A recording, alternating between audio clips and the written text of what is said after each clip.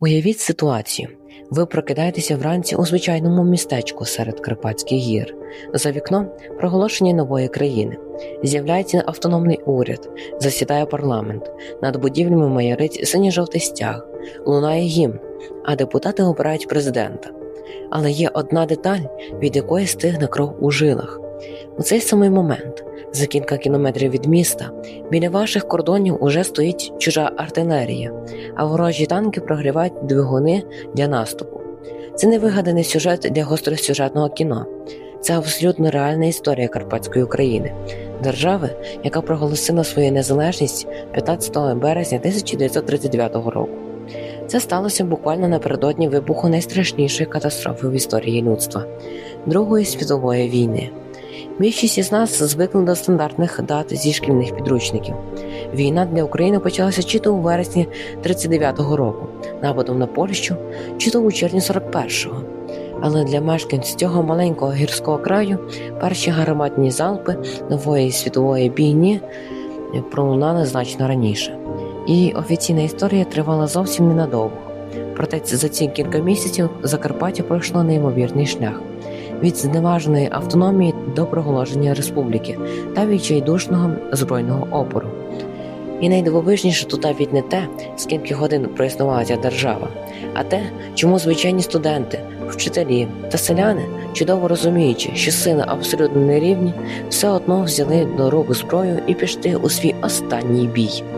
Щоб осягнути мотиви цих людей та зрозуміти, як розгорталася ця масштабна геополітична драма, нам доведеться відкрутити маховик часу на 20 років назад.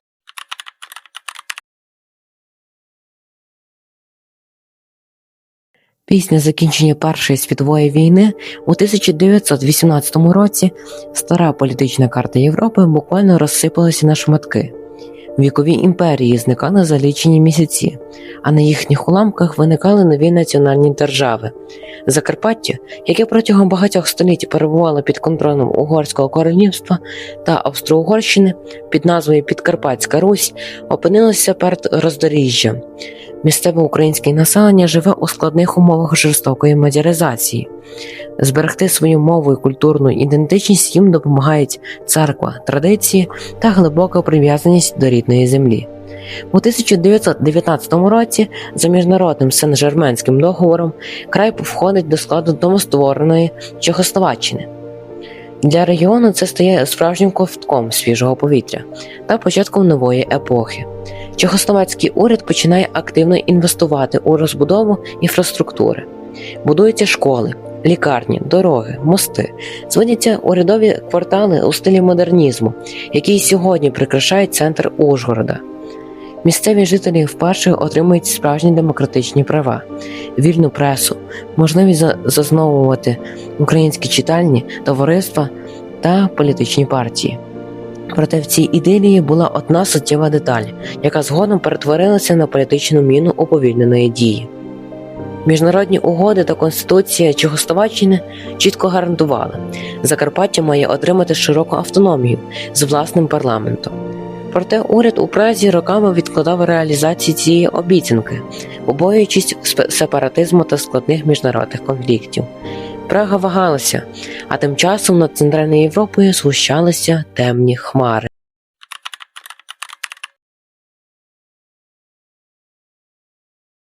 Осінь 1938 року стала переломним моментом для всієї світової історії. Прагнучи вмиротворити Адольфа Гітлера та відвернути нову велику війну, Велика Британія та Франція підписують ганебну Мюнхенську угоду. Цим документом вони фактично віддають нацистській Німеччині Судетську область Чехословаччини. Центральна влада у Празі опиняється у стані глибокої кризи і більше не може ігнорувати вимоги своїх регіонів.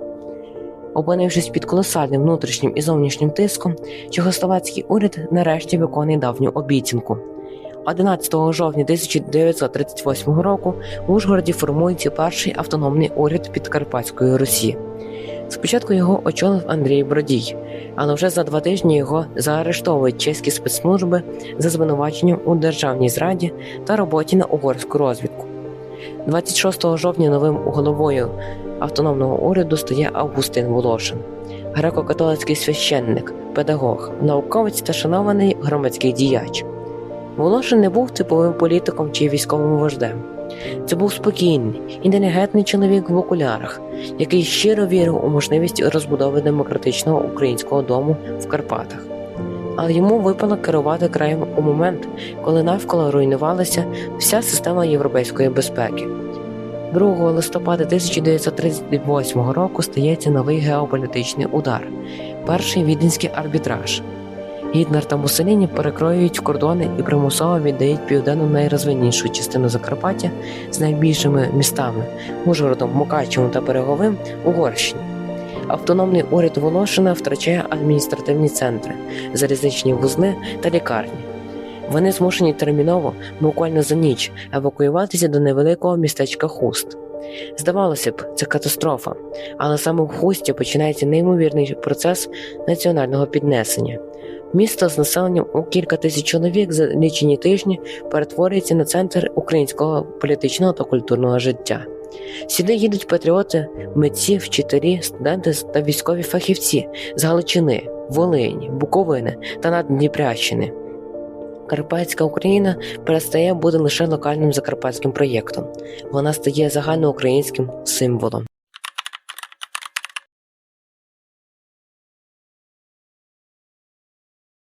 Для захисту молодої автономії в умовах постійних провокацій на кордонах створюється Організація народної оборони Карпатська Січ. Це не була регулярна армія у класичному розумінні цього слова. В її основі перебували добровольці, місцева молодь, селяни, інтелігенція, а також свідомі українці, які таємно перебралися через польсько-чехословацький кордон. Чисельність Січі у лютому 1939 року за документами сягала близько 15 тисяч осіб, проте реальний вишкіл та готовність до бойових дій мали лише кілька тисяч. Головною проблемою була катастрофічна нестача зброї. Чехословацькі військові підрозділи, які все ще перебували в краї, сприймали січовиків із пересторогою і неохоче ділилися арсеналами. Повноцінне чеське військове спорядження та гвинтівки мали лише близько 300-400 бійців. Решті доводилося чергувати з мисливськими рушницями, застарілими пістолетами або й зовсім без зброї. Серед тих, хто прибув до Хуста для організації військової справи, були й постаті, які згодом увійдуть до підручників історії. Зокрема, одним із членів Генерального штабу Карпатської Січі став Роман Шухевич, майбутній головнокомандувач Української повстанської армії. Карпатська Україна опинилася в центрі складної дипломатичної гри. Угорщина прагнула якнайшвидше повністю загарбати регіон. Польща підтримувала ці прагнення, аби знищити осередки українського руху біля своїх кордонів. Радянський Союз з застеріганням стежив за подіями у Хусті. А нацистська Німеччина просто цинічно використовувала українське питання для тиску на сусідів, готуючи власний сценарій переділу Європи.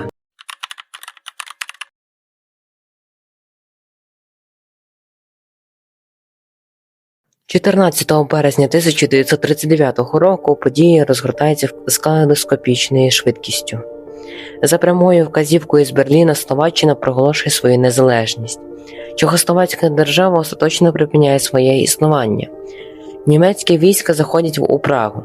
Для Закарпаття це означає лише одне – старого захисту більше немає. Чеські війська починають хаотичний відступ, а угорські підрозділи того ж дня розпочинають відкриту військову агресію та перетинають кордон. Увечері 14 березня Августин Волошин по радіо проголошує незалежність Карпатської України. Сойму Карпатської України число 1. Сойм Карпатської України вибраний українським народом Карпатської України дня 12 лютого 1939 року і зібраний в Хусті дня 15 березня 1939 року, виконуючи іменем Карпато-українського народу своє святе право самовизначення, проголошує повну самостійність Карпатської України.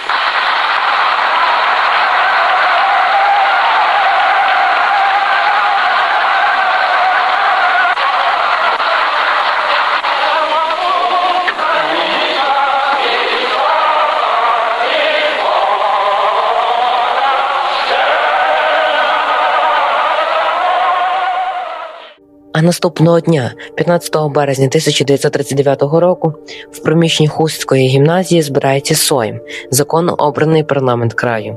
Це засідання відбувалося в умовах справжнього воєнного психозу. На околицях міста вже лунала канонада та вибухи угорської артилерії.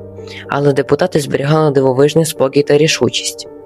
Ухвалюється перший конституційний закон, який не завжди закарбував основні атрибути молодої держави. Являється одиноким законодавчим органом Карпатської України. Державною, урядовою і навчальною мовою Карпатської України є мова українська. Державні барви Карпатської України є синьо-жовті. Державним гербом Карпатської України є тризуб, знак святого Володимира Великого.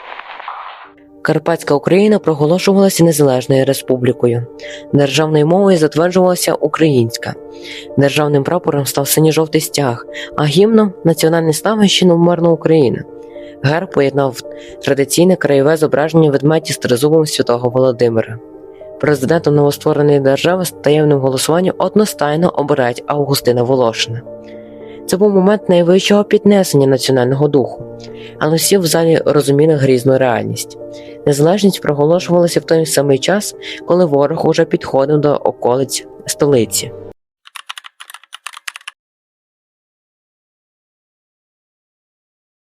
Уряд Волошина до останнього намагався задіяти дипломатичні важелі. До Берліна були відправлені термінові телеграми з проханням про захист та міжнародне визнання.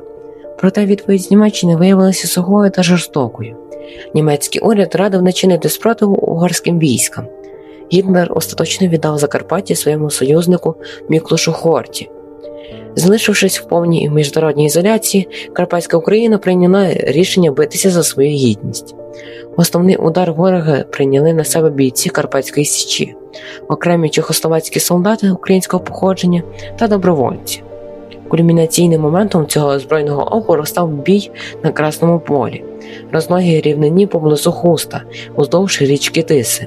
У багатьох історичних джерелах дату цієї битви помилково змішують із днем засідання Сойму. Проте її справжня кривава кульмінація відбувалася 16 березня 1939 року.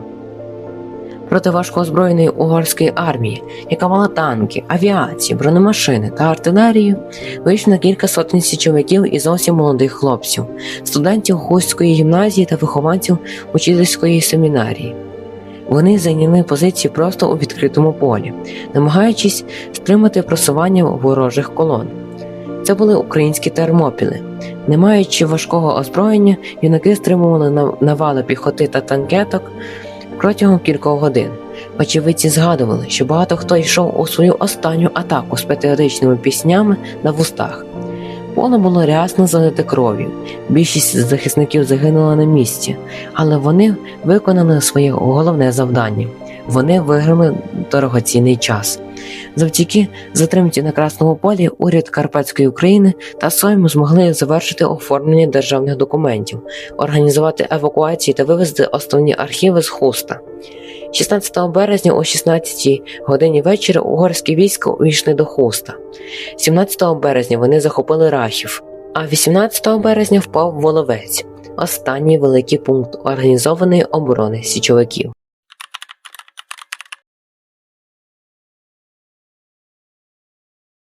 Після окупації краю розпочався період жорстокого терору. Угорські окупаційні війська та жандармерія влаштували справжнє полювання на українських активістів та січовиків. Особливо трагічною виявилася доля тих бійців, які намагалися відступити через Карпатські перевали до Польщі. Польські прикордонники затримували їх і одразу передавали угорській стороні, або розстрілювали на місці без суду та слідства. Тисячі патріотів опинилися в окупаційних концтаборах, зокрема у сумнозвісному таборі Ворю-Лапуш поблизу Нірядьгази, де люди зазнавали катувань та знущань. Проте навіть після падіння міст партизанський опір у карпатських лісах тривав ще протягом кількох місяців. Президент Августин Волошин разом із членами уряду змушений був залишити Хуст. 16 березня він перейшов румунський кордон, а згодом дістався Праги. У столиці Чехії Волошин повернувся до того, чим займався все своє життя – до наукової та педагогічної діяльності, обійнявши посаду ректора Українського вільного університету. Він намагався триматися осторонь від активних політичних питань, проте трагічна доля наздогнала його наприкінці Другої світової війни. У травні 1945 року, одразу після вступу радянських військ до Праги, 71-річного Августина заарештували співробітники радянської контррозвідки СМЕРШ. Його таємно вивезли до Москви і помістили до Бутирської в'язниці. Після серії виснажливих і жорстоких допитів 19 липня 1945 року перший і єдиний президент Карпатської України помер у тюремній лікарні. Його могила досі залишається невідомою. Закарпаття ж після завершення Другої світової війни у 1945 році було офіційно включено до складу радянської України. Радянська пропаганда протягом десятиліть намагалася повністю викреслити події березня 1939 року з народної пам'яті або подати їх у перекрученому, спотвореному світлі.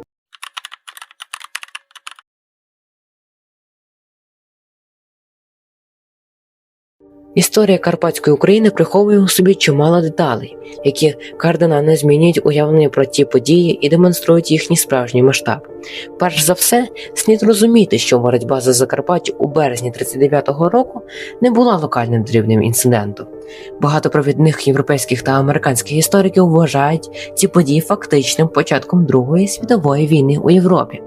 Адже саме на Красному полі та на підступах до Хуста відбулося перше збройне зіткнення між сторонами, які уособлювали майбутню антигітлерівську боротьбу та союзників Третього рейху за 5 місяців до нападу Німеччини на Польщу.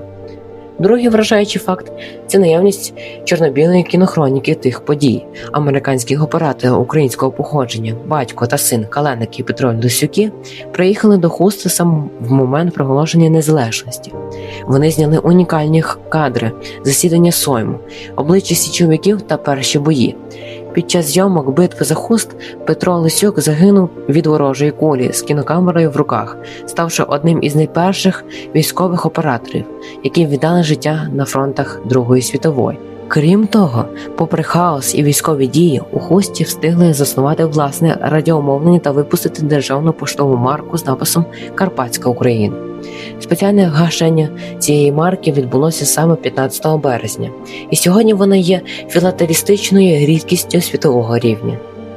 Нарешті, взаємодія польських та угорських військ на кордонах Карпатської України стала першим прикладом таємної коаліційної співпраці двох держав щодо знищення українського осередку, ще задовго до того, як був підписаний відомий пакт Молотова-Ріббентропа.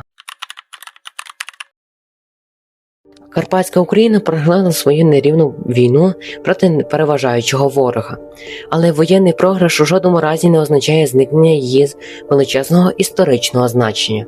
У 1939 році українці Закарпаття яскраво та незаперечно довели всьому світу, що прагнення до власної незалежності не було справою лише одного регіону чи окремої групи політиків. Воно жило в серцях людей по обидві боки Карпатських гір. Події в Хусті остаточно розвіяли імперський міф про те, що Закарпаття нібито відрізані від загальноукраїнського контексту і не відчувають себе частиною єдиної нації. Коли більша частина тогочасної Європи паралізовано спостерігала за діями диктаторів і здавала свої території без жодного пострілу, молода держава в Карпатах, не вагаючись, обрала шлях збройного опору. Вона продемонструвала прецедент безкомпромісної боротьби за власну гідність. Держава – це не лише території, зафіксовані на міжнародних картах чи в дипломатичних договорах. Це передусім політична воля народу, готового взяти на себе відповідальність за власне майбутнє та захищати свою землю.